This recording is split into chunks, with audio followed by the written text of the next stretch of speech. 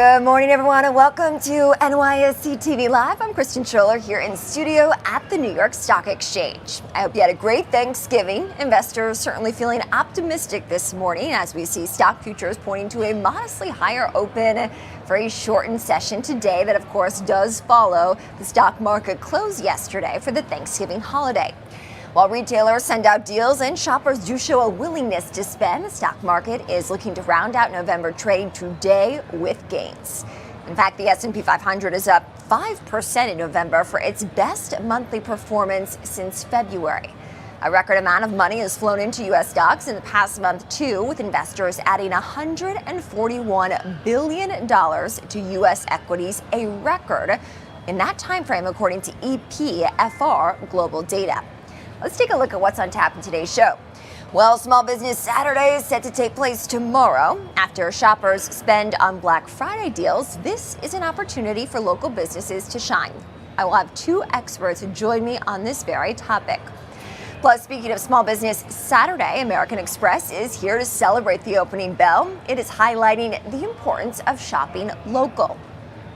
And every year in the trading session after Thanksgiving, kids are invited here to the stock exchange for fun activities and some surprise guests. And we're going to head to the trading floor after the opening bell to check in with those kids here in attendance. All right, well, as we look to round out November, let's take a look at the stock market. Joining me now with more is Jim Thorne, Chief Marketing Strategist at Wellington Altus. Jim, thank you so much for joining us, especially after the holiday yesterday. With stocks set to round out November with gains, what's your take on where we could go from here?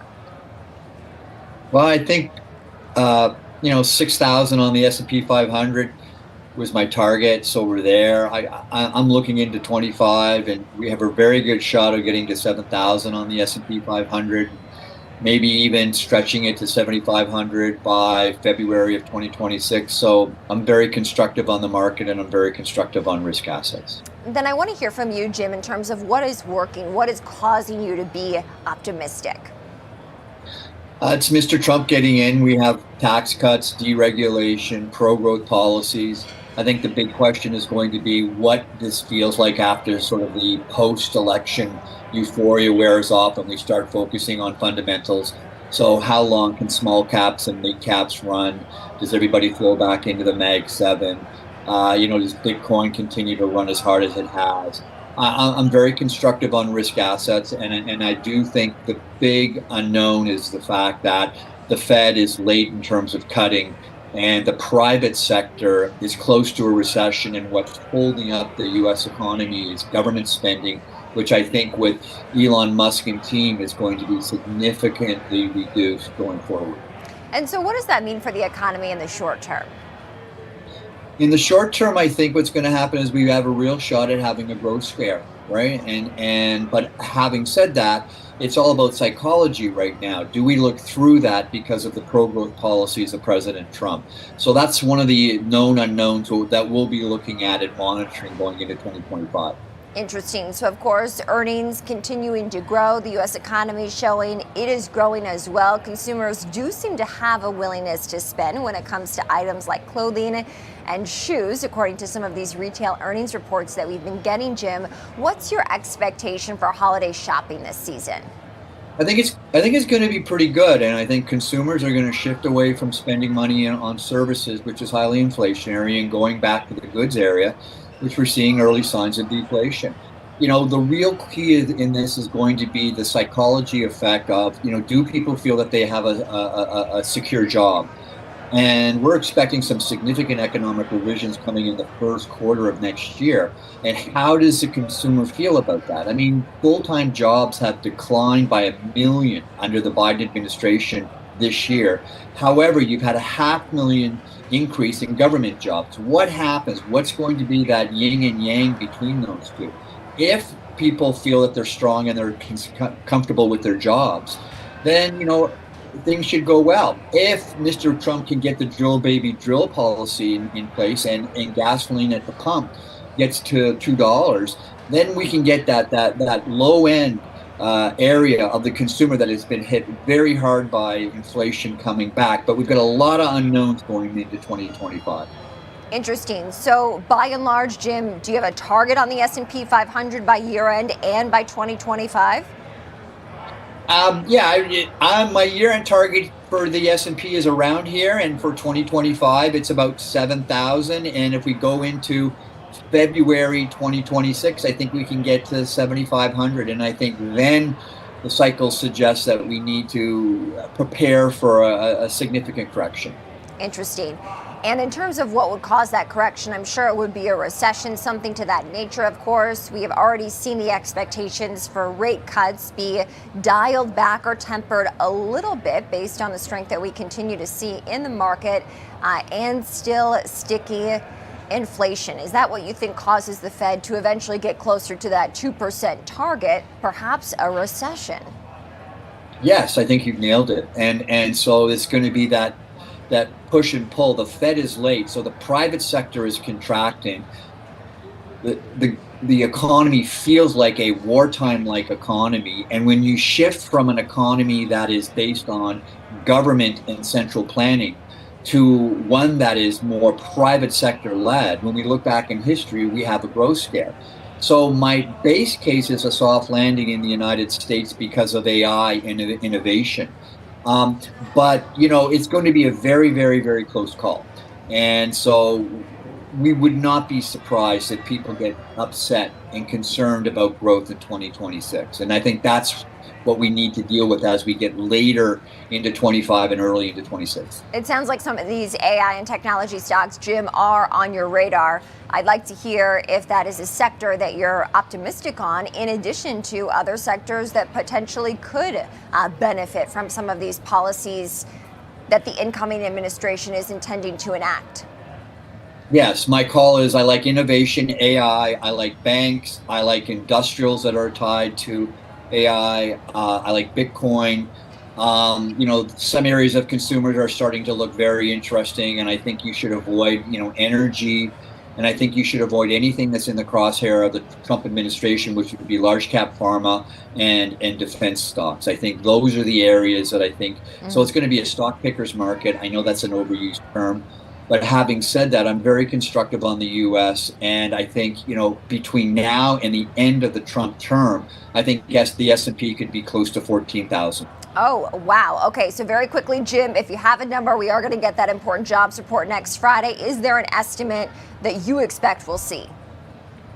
No, I'm much more long term. I don't play the bingo of short term, but I will say, the private sector is contracting, and we really need to sit there and be concerned.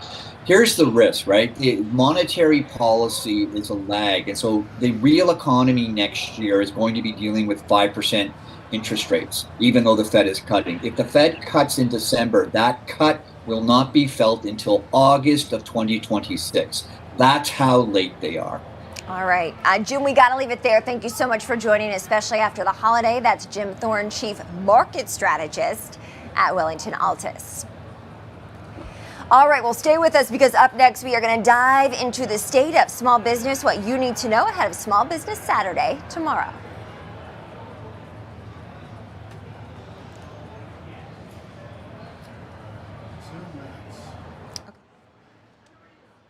So, John, tell us a bit about the partnership you have with Santander and Openbank. It's a Spanish man and it's a Spanish company. This is my only Spanish partnership. Santander has a long history with the game of golf, and being a professional golfer, it's a true honor to be a part of it. And then, well, we're here at the New York Stock Exchange for the opening, the soft launch of a new online bank here in the U.S., being Openbank. Now, John, when deciding which brands you partner with, what factors do you consider? I try to get brands that represent me in some kind of way, right? And trying to, at least having the opportunity to partner with somebody from Spain, a family that grew up in northern Spain like myself, not the same city, but close enough, that has a close history with the game of golf. I thought it was a no-brainer, right? They've also been involved in other sports like Formula One and many others. I think that was an easy choice, right? But I think every brand I've had, I try to see what their expertise is, what their motto is, and what they portray to the world, right? And that's what I try to link myself with. So my image in itself, or what is the name, John, is either uplifted by those brands or related to those brands, right? And I try to be picky. Luckily, I've been able to have some great partners to join with and keep on going on those ventures. Now, Santander is growing in the U.S. market, which is a journey you yourself are familiar with. Do you see any parallels between your own experience in the U.S. and what Santander is doing today?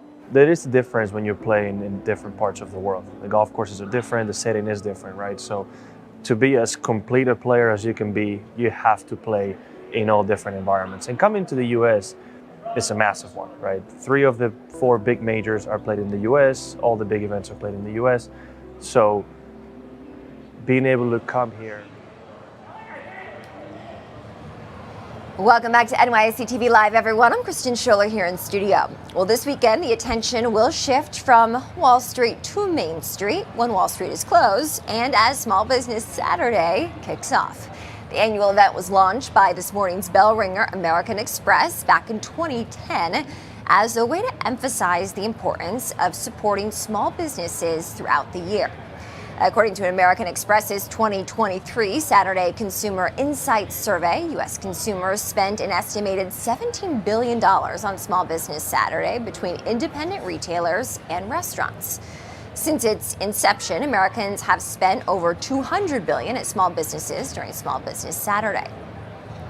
Well, one organization, Small Business for America's Future, is a national coalition of business owners and leaders working to provide small businesses a voice across all levels of government. Ann Zimmerman is the founder and the future co-chair, of Small Business for America's Future, and she joins me now. And thank you so much for joining. Great to have you, of course, as I know many shoppers preparing to get out their wallets over this weekend. What is the state of small business? Kristen, the economy has been strong for a while now. We've got interest rates coming down, we've got cooling inflation, a solid job market for sure, and investments in infrastructure and such that have helped small businesses. So people are feeling positive and hoping that points to a strong holiday season. Mm-hmm. And what is behind that optimism? Well, small businesses are the backbone of America's economy. There's no question. They employ and create more than 2/3 of the new jobs nationwide. And we've been the ones that have pulled us out of recession after recession.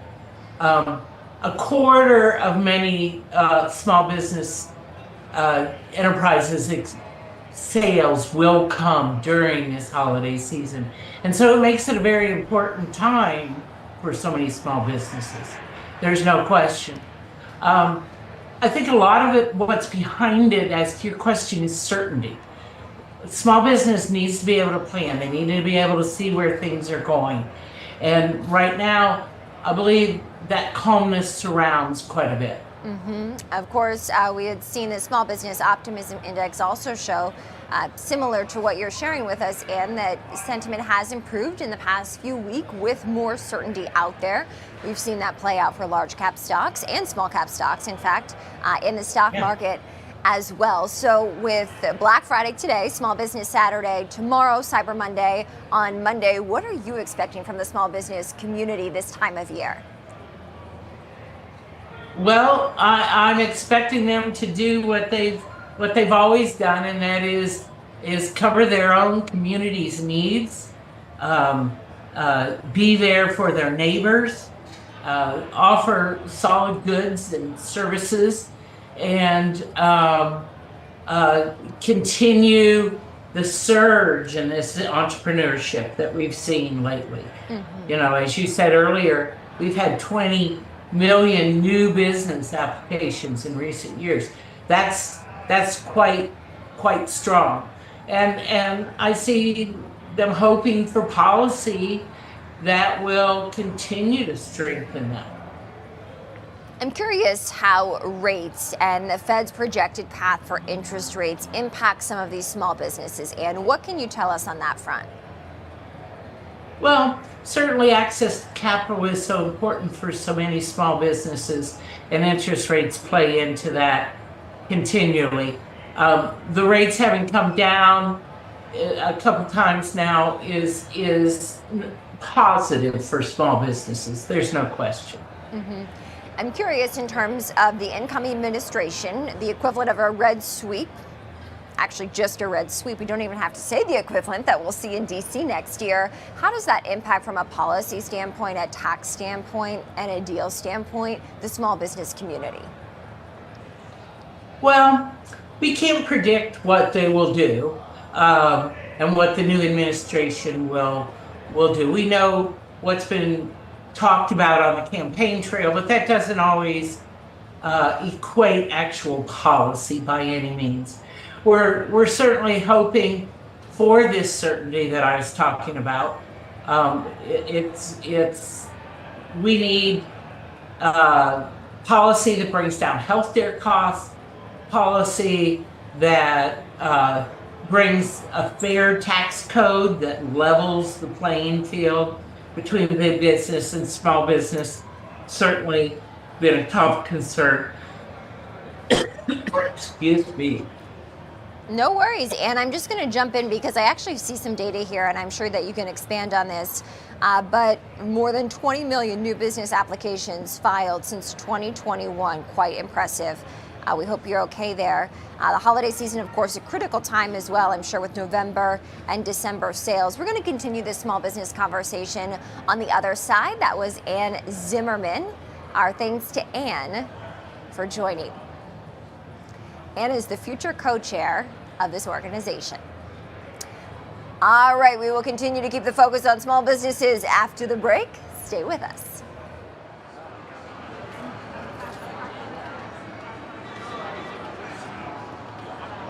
Since we last talked, I know you have a major announcement. You just made the largest deal in the ASPM space. So talk to me. Application Security Posture Management market, yes. Yes. And I understand that it's with an NYSE listed company. We can't say the name. Fortune 10. Yes, Fortune 10 company. Tell me about this deal. First and foremost, this is a deal that changes startups, okay? And we're super, super excited about it and why they decided to partner with us for 3 years. Very large deal was technology that we developed. We actually helped them automate all their security risk assessment questionnaires, build a real-time software inventory, and prioritize, remediate, and prevent risks before they get to the cloud. Let's talk about how Apiro recently launched the risk detection at the design phase. Can you talk to me more about this and how earlier detection in the software development of these kind of problems will help enhance the security outcome for businesses? Based on NIST, the cost of fixing a defect at runtime when it reaches to the cloud, 100x more than in the design phase. So what we did, we developed our own private LLM model that scans every feature requests that gets into the development lifecycle. And automatically, we generate threat modeling, stories, mitigations before one line of code is written. I do want to talk to you about a new product that I know that you are going to be unveiling soon. Can you tell me more about it? I can't share all the details, but I will say the following.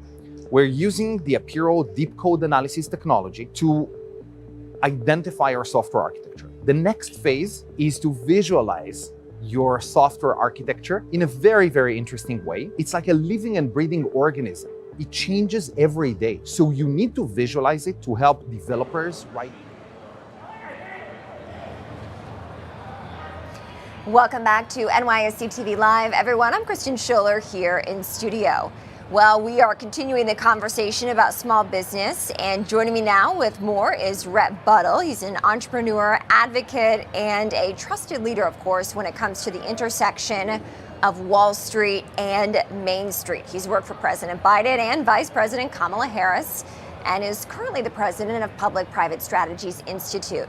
Rhett joins me now. Rhett, great to see you. Of course, I am getting ready to shop local this holiday season, and I want to hear from you what our viewers need to know as we approach Small Business Saturday.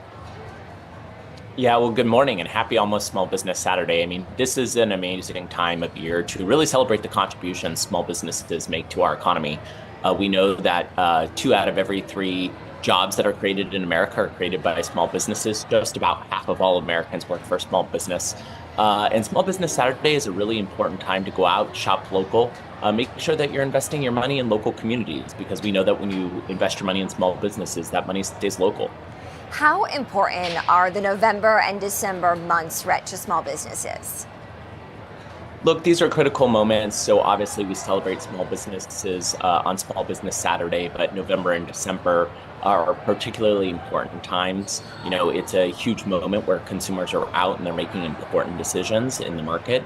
And that money is really important to local small businesses as well as small businesses who are online and do digital as well. So given that they are such a huge part of the economy, these next few months are really important to make sure that you get out and you invest in small businesses, because these next 2 months are where a lot of small businesses make a large part of their profit for the year. What is the support that small businesses need these days? Look, we always hear that obviously small businesses need, number one, customers.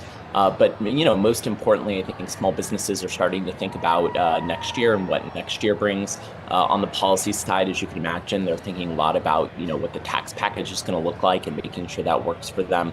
A lot of small businesses are thinking about their employees and their communities and how to provide healthcare to their communities. So lots of things top of mind for small businesses. But over the next few days, the next few months, most importantly is just driving customer and consumer demand.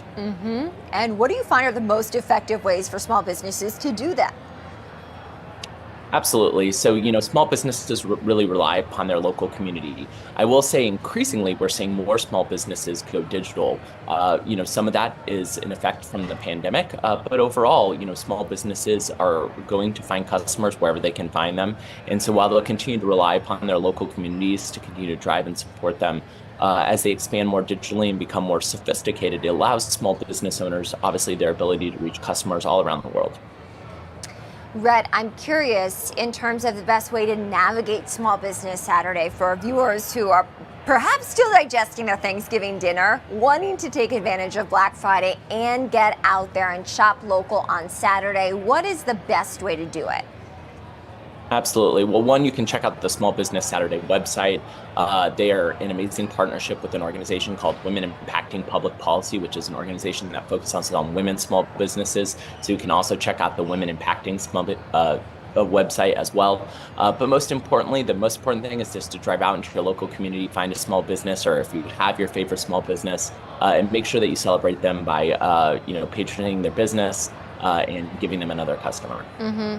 I'm curious in terms of ways that our viewers can follow along activity in the small business throughout the year, Rhett. Of course, there's the Small Business Roundtable. There are other organizations, coalitions, of course, that I know are very well aware of. How can people make sure that they have their pulse on this community throughout the year? Absolutely. It's really important to not just obviously shop at small businesses, but really better understand how we can make them, support them throughout the year. So I encourage folks to get involved with a wide variety of organizations. The U.S. Small Business Administration is a great resource for anyone thinking about small business and entrepreneurship. I also would encourage folks to check out Small Business Roundtable, which is a coalition I'm very involved in, or Small Business for America's Future, which is really an advocacy voice for small business, working with leaders, local community members, and policymakers to make sure that the environment is right for small businesses to grow. And in terms of change that may come in January, of course, with the new administration and a red sweep in Washington, Republicans controlling the House and the Senate, as well as the Oval Office with President-elect Donald Trump, what do small businesses need to know to set up a plan that can help them be successful as we see a turning of the page in government? Absolutely. Well, as with any change in administration, that brings uncertainty. Similar with all size businesses, for small businesses, uncertainty is never a good thing. But as we look to the future, there are some things that small business owners can prepare to do to plan. One is to, take advantage of any, policy that's in place now. We know businesses have benefited significantly from the bipartisan infrastructure law, for example, that was passed under the Biden administration. There's a lot of funds flowing down into communities. But one of the big conversations next year is really going to be about tax. And as we look towards the Tax Cuts and Jobs Act and extending the tax cuts, we saw a lot of those tax cuts go to much larger businesses. We really want to make sure the tax code also works for Main Street small businesses. So we really encourage business owners to start thinking about preparing to use their voice to make sure that the tax package is shaped in a way that works for Main Street entrepreneurs. Rhett Buttle, thank you so much for joining, Rhett, especially after the holiday. Happy Small Business Saturday tomorrow. Rhett is the president of Public-Private Strategies Institute. All right, well, don't go anywhere because up next we will have the opening bell. Stay with us.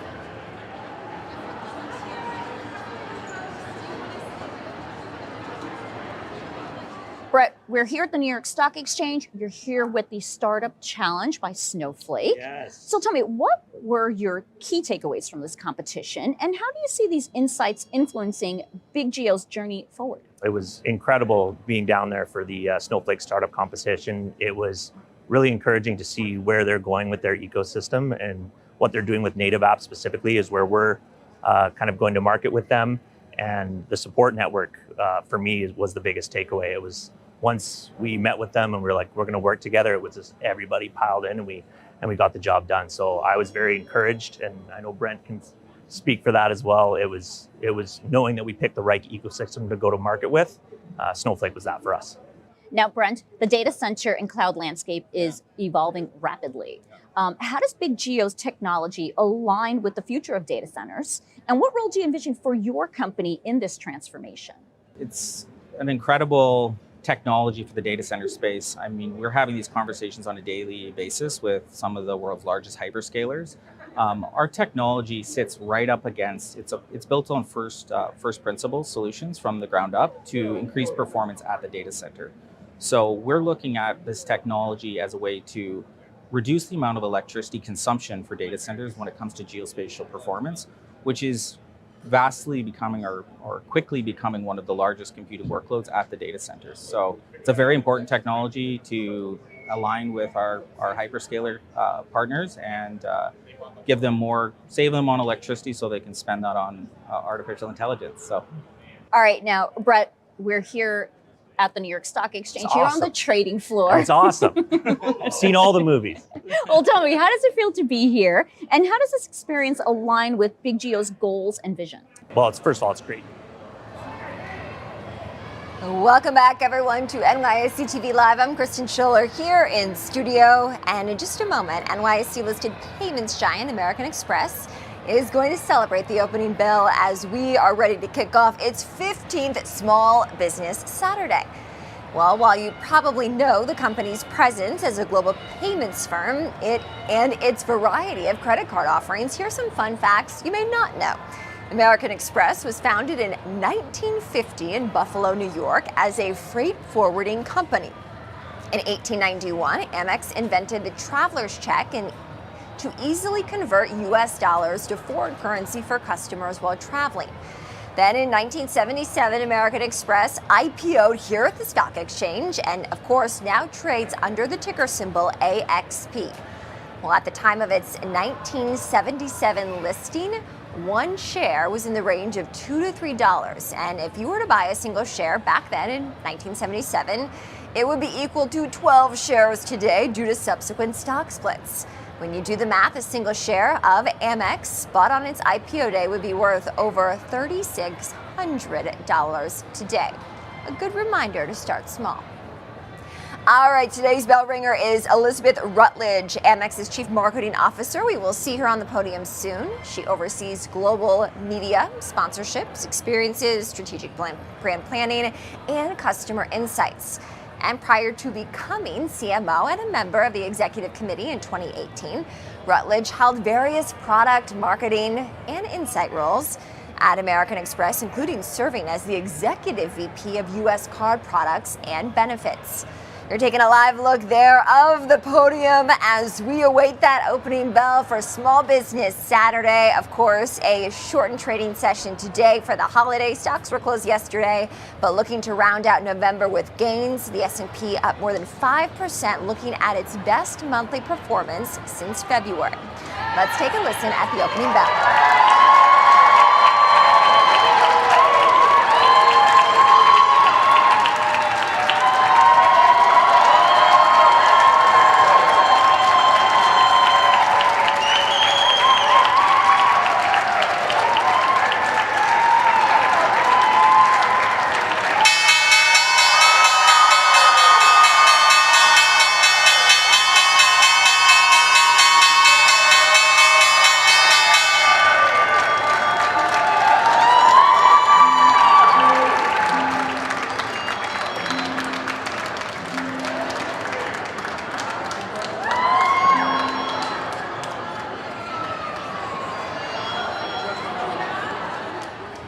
All right, we are off to the races. American Express celebrating the opening bell. Today's session underway. The New York Stock Exchange President Lynn Martin joining the CMO of Amex up there.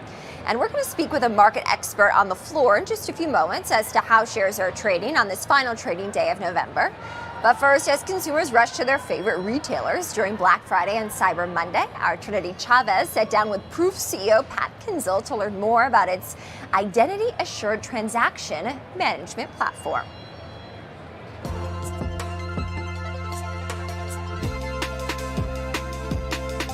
Proof is the world's first identity authorization network. And so we have a bunch of different products that allow businesses to secure every interaction with their customers. So identity verification, signature, cryptography. And the problem that we're trying to solve is really declining trust in online transactions. Everyone knows that fraud rates are going through the roof.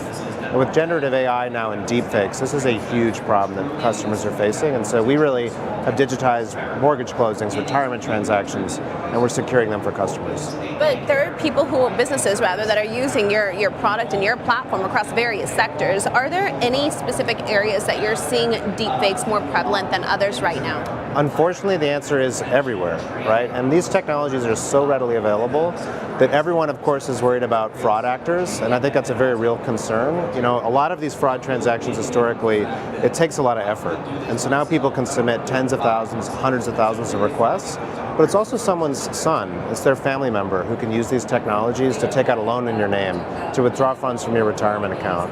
So this is a really pervasive problem. Well, and it's interesting because the rapid development of AI has been hugely beneficial for all sectors, right? However, bad actors have access to the same advanced technologies as we do.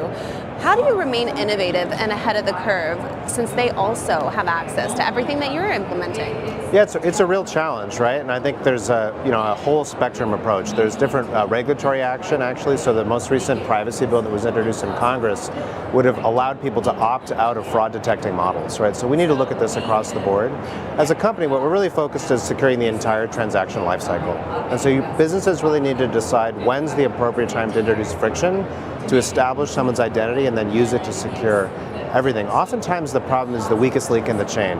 If you think about the real estate industry, you go from realtor to title company to mortgage lenders, and fraud actors take advantage of these weak points. So really people need to come together and figure out how to solve these problems across all the players. You brought up a good point about regulatory policy, especially, we are in an election cycle. How will the impact of the outcome of this election impact AI and your specific sector?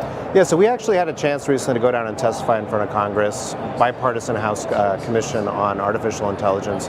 What's very interesting is there's some very difficult, social issues that need to get debated, things like equity, access, model transparency, but there are some areas that people agree, and that's security, right? You should not be able to impersonate someone, really in any context, especially to commit fraud.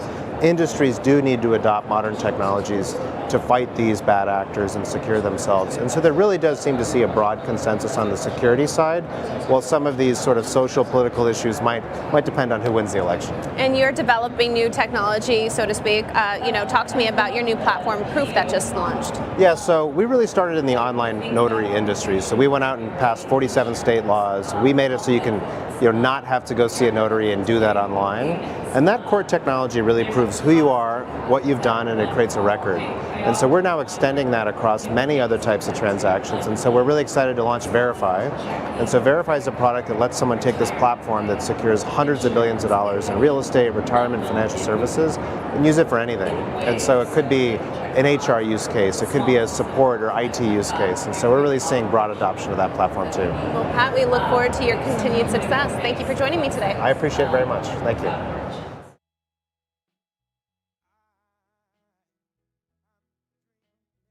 What you need is the commitment of all the employees that it's a priority, that we value culture, that it's a differentiator, that it helps us better support our partners and our customers. And I think all 20,000 people truly believe that. And so we're focused on it. But you have to be willing to change too. Yeah. And, that's always one of the challenging parts. When you think you have a great culture, it's easy to say, okay, let's just not break it. Yeah. But if you just say that, you say, let's just not break it, okay, then you're not evolving, right? And the world around us is changing every day. and you have to respond and react to that. And that means you have to do that for the business and respond to those external dynamics, but it means you have to do it for the culture as well. Yeah. We've been through a very difficult few years as a country, and that means that you need to support your employees differently given those circumstances. But I'll tell you, it's really important to listen to that cohort, because their needs and the pressure that they're under is very different. Yeah. And that's where I think, we add a lot of value. And we add a lot of value to those partners, even outside of the credit program. Like, we can actually help them on other topics, HR, finance, other things that we do where we have a more established process will help our partners. And we do that just in the spirit of partnership. But it means a lot to that group, because they do have a totally different set of demands. And one of the things we did in the reorganization is we realized that a lot of what they need and a lot of what we needed to do to support our partners was common across industries. The customer experience has never been more important than it is right now. There is very little friction.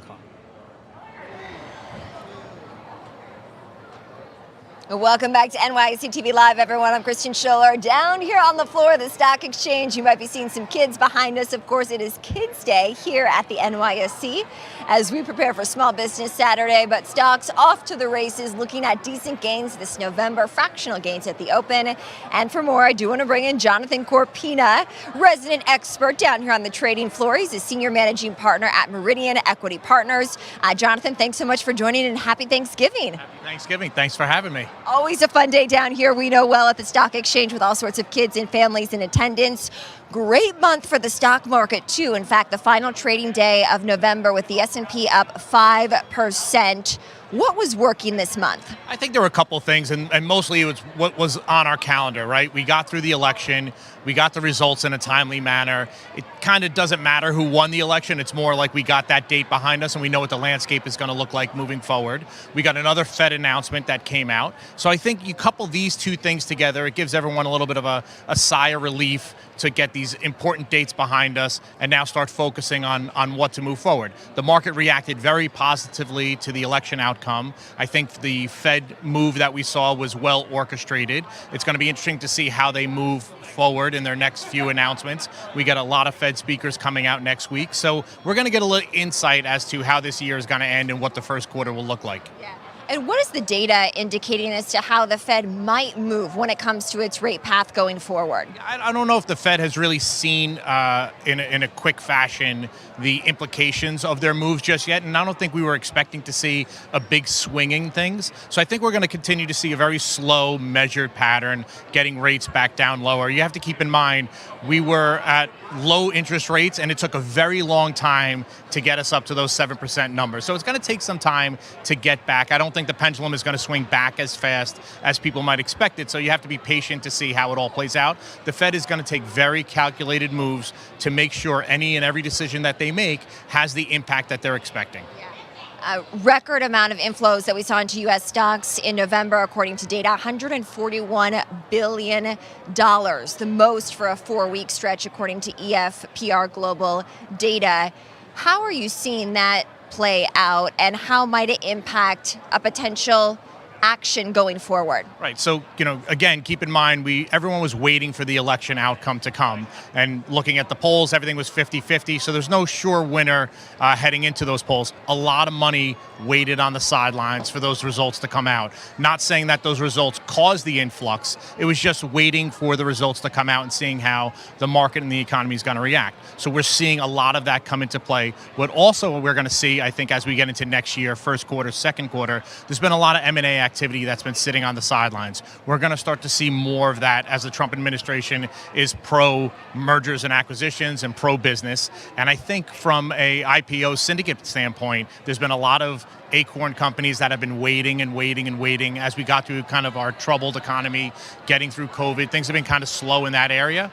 I think we're going to start to see a big influx of that as we get into the second quarter. So that'll be a lot more cash coming in from off the sidelines into our markets, which essentially is beneficial for our markets and our economy. Are you getting a real-time pulse on the consumer? I can tell you this Black Friday and really all for the month of November, Jonathan, I have been inundated with deals and some of them have been pretty attractive. Yeah, I think consumers are becoming a little bit more comfortable with our economy and where we are and where we're going. They become more comfortable with our interest rates currently at the place that they're at. So discretionary spending, we are going to see an uptick in that. I think people feel just a little bit more comfortable as to where we are. So we will see spending. It's going to be great to see those retail numbers come out in the first quarter because you're seeing and partaking and I'm partaking. It just feels like people feel a little more comfortable getting back involved in it. I do want to talk about geopolitics because we have seen some movement in the oil market of late, and of course it has been headlines that we've been covering down here on the trading floor. What is on your radar when it comes to geopolitics? Yeah, there's three things that we're currently looking at. The Russia-Ukraine. That tension continues to escalate, and as we have a change in administration, which is a change in outlook on how that should be played out, we're seeing that escalate more and more. We got comments out of Russia, out of Putin over the weekend about his interpretation of the administration coming in and his interpretation of the administration that is going out. I think that's going to continue to have some sort of escalation to it. We look at what's going on in the Middle East, and that too is another scenario where the new administration has said that they're going to try to come to some resolution. We're seeing some moves in the right direction there. How that plays out is going to be interesting. And the quiet headline that continues to be out there is China and Taiwan, right? That area there continues to be it should be a major headline story, but it's not. If that continues to escalate, I think that's going to be something that's going to have a negative impact on our markets. And for that last point there, let's just drill in on that, Jonathan, because the crux of all of that really is technology, right? And the semiconductor space, as we've seen artificial intelligence really be the hot topic when it comes to just the zeitgeist of late. Yeah, I mean, we talk about shipments and deliveries and supply chains and U.S. and global expectations and the adamant need of that technology coming out of that area. We're going to have to see a shift. You know, the new administration talks about bringing all that stuff back here to U.S. soil, but that escalation there, that tension that's there, can clearly have a major impact on all of our technology because we become so reliant on that area. Jonathan Corpina, thank you as always for joining. Great to see you. Happy Black Friday and happy Small Business Saturday. Yes, thank you. Enjoy. Be well. Thank you. All right, well, today isn't just any trading day here at the Stock Exchange. It's also Kids Day, as you might have seen from some of the kids and families down here on the floor. Up next, we are going to dive into more of that action with some of the families here at the NYSE. Stay with us.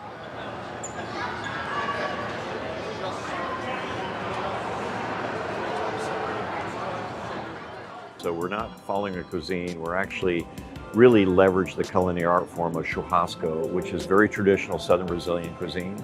We've been doing it for 45 years. So you're right, we only have 72 restaurants in America, but 96 globally. But our whole essence of our brand is about scaling the authentic culinary art form that we know our guests love around the world. When it comes to cuisine, there's many different trends out there, right? Especially as people are more health conscious these days. So how are you keeping up with these trends, but still being true to your brand? What we love about it is everything we serve is nutrient dense and good for you. So it's up to you and your diet and how you like to dine, but we've done that for 45 years. What's exciting is our innovation around that is even getting better. We've just rolled out whole branzino seafood, so we're just now beginning the fresh seafood platform, and we're really excited about that. Ooh, that sounds delicious. Yeah, we're going to have to try it when you open up your new restaurant. That's just, right. A block or two away? That's right. Yeah, talk to me about when that's going to be opening. So we're opening by probably like middle of December, but it's World Trade Center. Really excited. So it's our second one in Manhattan. We have one in Midtown. It's 18,000 square foot. The one in the World Trade Center is ground level. It will be about 5,000 square foot, so really excited to open that. Can't wait to host you there. Now, you've experienced significant growth in recent years. We talked about over 90 restaurants worldwide, over 70 here in the United States. What would you attribute your success to, and how do you think you're going to continue this momentum? We scale our culture first by really investing in our people. A lot of training, because this is an art form that is unique to us. We're the category leader in it, and we are scaling it globally. So when you think about how to do it well, to keep the authenticity, we focus on our human capital pipeline first. Now we have visibility of 3 years of sites ahead of us because we have 3 years of people, I would say talent ready to do it.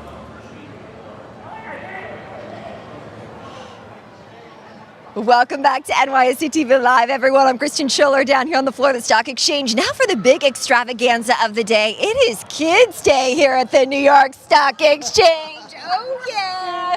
We are in the mood, and it's great to see all the families here at the NYSE. Joining me now, of course, is Pete Ash, our extraordinary Kids Day expert. He's the Director of Programming and Production at the Stock Exchange. His daughter Lincoln is here, and Sydney. We're going to talk to some of the kids. Pete, we'll start with you to set the scene as to what's happening here on Kids Day. Yeah, so it's not a typical day for the stock exchange, as you can imagine. Day after Thanksgiving, half day for the market, so everyone's invited to bring their kids down to the trading floor, and so watch the opening bell, some activities on the floor, and then they get to ring the closing bell. It's great to see both of your kids here today, and you guys have been coming for a few years, right? Yeah, I've been coming for a few years, enjoying it. Let them see what goes on at the stock exchange. Okay, so let's hear from Lincoln, your daughter. She's here today. Hi, Lincoln. Hi. What are you excited about today? I am excited about being here with my dad and seeing 1 or 2 after this with my friends. Oh my gosh, that sounds so much fun. You're going to be probably shopping for Small Business Saturday there, Jameson. I'm excited for that. We got Claire over here as well. Hi, Claire. How are your holidays? Good. And are you excited for today? Yeah. Yeah, you are. Okay. Mary Elizabeth is back there. Hello. In the mood for the holidays. Are you having a good time? Yeah.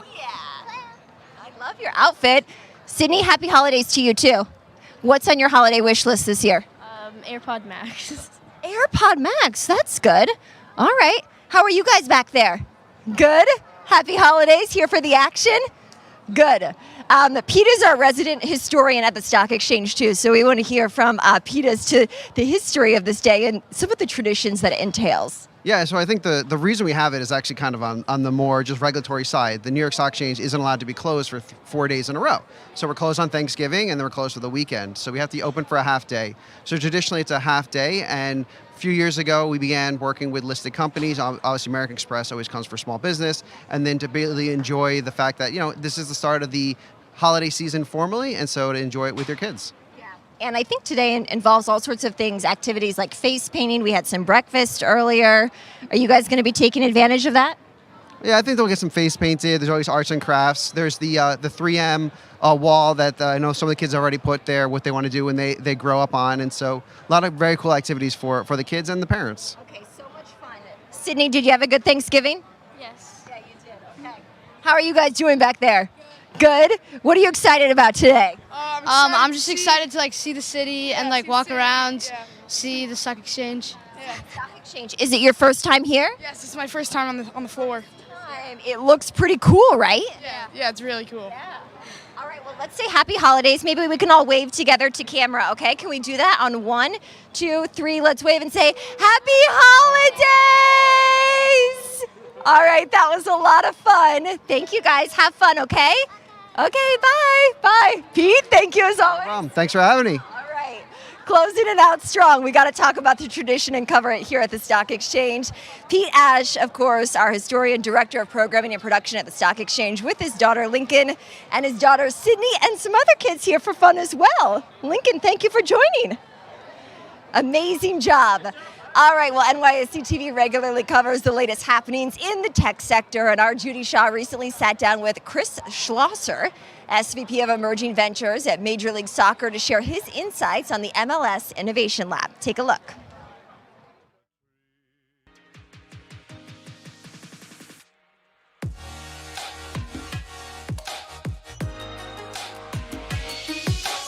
Chris, welcome to Floor Talk. It's great to have you on the show. It's so fun to be here at the Stock Exchange. Thank you. So now, Chris, tell me about the MLS Innovation Lab program and what it means for Major League Soccer. So we launched Innovation Lab last year because, MLS has always been at the very forefront of innovation. We were one of the first leagues in the world to launch automated review. We, have our global media partnership with Apple, but we never had a formal innovation program.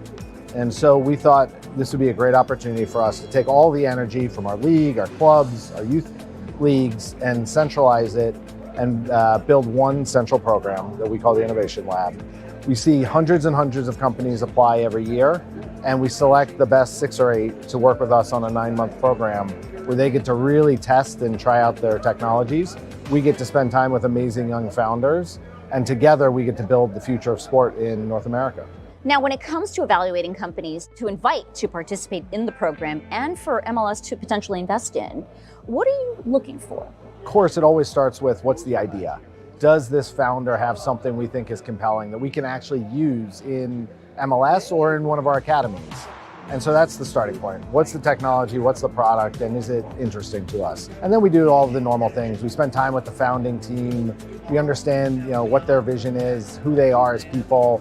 Finances of the company, of course, matter. And then we evaluate all of that, and we go through a deep screening process, lots of cuts, and then come up with the final couple companies. And tell me, what have been the biggest learnings so far from the MLS Innovation Lab? And personally, what have you enjoyed the most? So the best is spending time with founders. I mean, you get to do it every day. The energy that startup founders bring is just incredible. Their ingenuity, their drive, their passion. I would highly recommend for any CEO, any executive, to go get out of your office and go spend time in the startup world and bring some of that energy back to your company. Specifically, what we're thinking about is how do we use AI and new computer vision and other technologies to really change the face of soccer?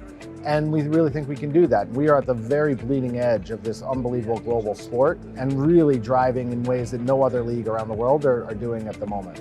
And finally, Chris, as MLS continues to be a leader in tech and innovation, how do you plan to continue enhancing the program year over year? And do you have any advice to share for companies that are looking to work and potentially invest in startups? First off, I think almost every company should have a program like this, because if you're not spending time thinking about what's coming over the hill, that new technology and how it's going to impact your business, then I think you're going to end up as a dinosaur. And what we found is it's really great to have a small SWAT team waking up every day, really focused on talking to people, talking to founders, talking to VCs, talking to other investors, talking to great technologists, and understanding what's happening in the landscape. So that when we see companies come in, we can quickly evaluate, wait, is this something that might be interesting for some part of our business? The other piece is we've spent a lot of time on internally, how do we get alignment on what do we want to spend time looking for? Because every department, every group could have a different request for some sort of tech or some sort of product they're looking for. For us, we spent a lot of time and we ended up thinking about how do we use technology to improve the quality of play on our fields? How do we make better fan experiences? And we produce 1,000 soccer matches a year for television. How do we create better, more interesting television productions? And so those are the 3 areas that work for us. But every company can go find, what are those couple areas that they want to spend time that'll really impact and drive their business forward. Chris, exciting things happening at MLS Innovation Lab, and I can't wait to hear more about the innovations that are coming to Major League Soccer. The young companies we have are just incredible. We're right on this cusp of AI truly changing the game. It's going to be an amazing couple years in soccer with the World Cup coming in 26. Great days ahead for MLS. Great days ahead indeed. Wonderful to talk with you, Chris. Thanks for joining me on Floor Talk today. Thanks for having me.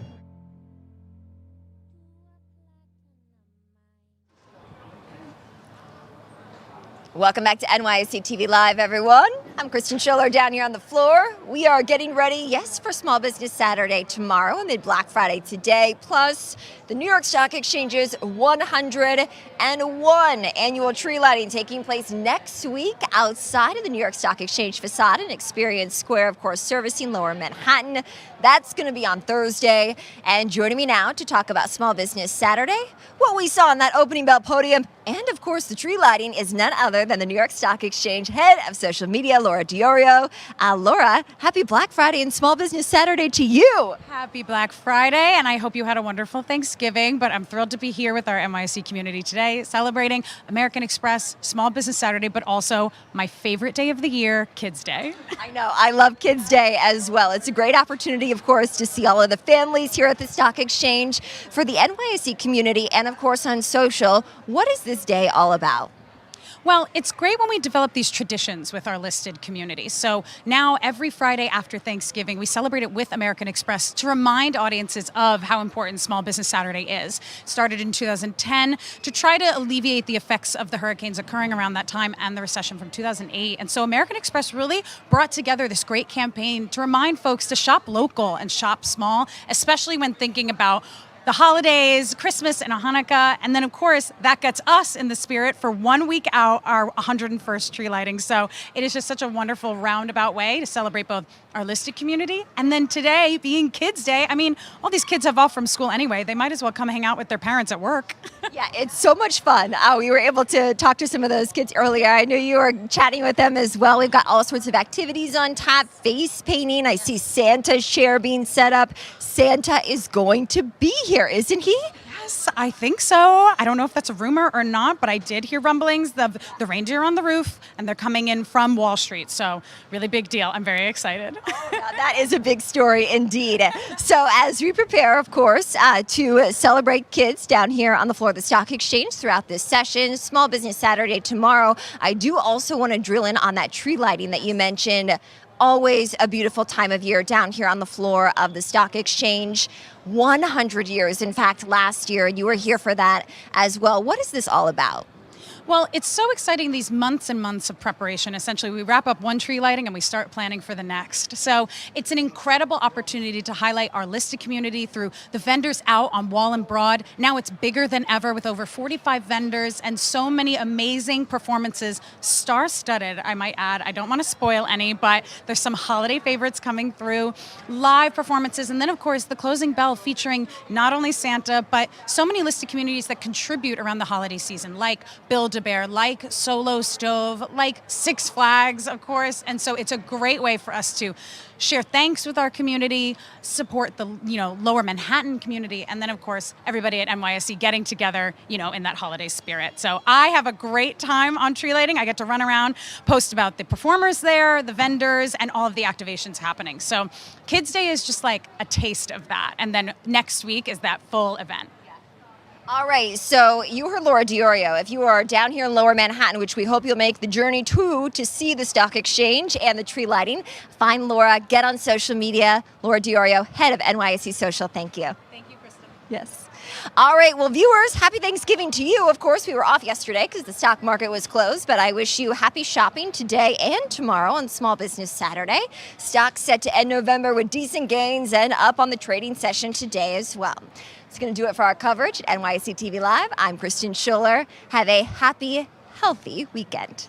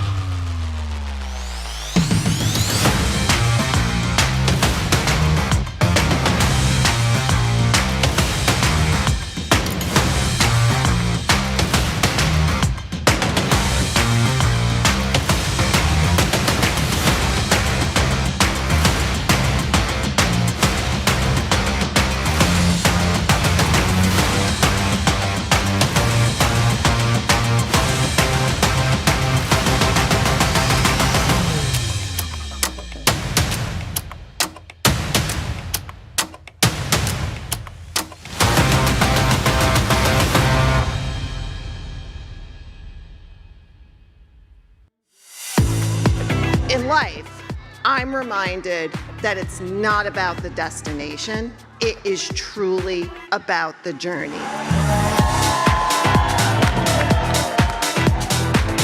My pleasure to greet you today from the center of the U.S. capital markets here at the New York Stock Exchange.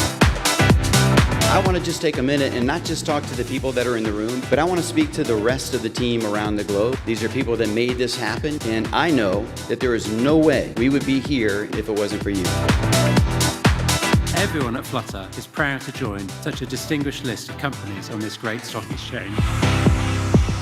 Not many people get to do something big in this world, and we get to do something truly special. This is such a wonderful place to both look back and look forward. Look how far we have come. I'm so optimistic about what lies ahead. It has been a privilege to be with you.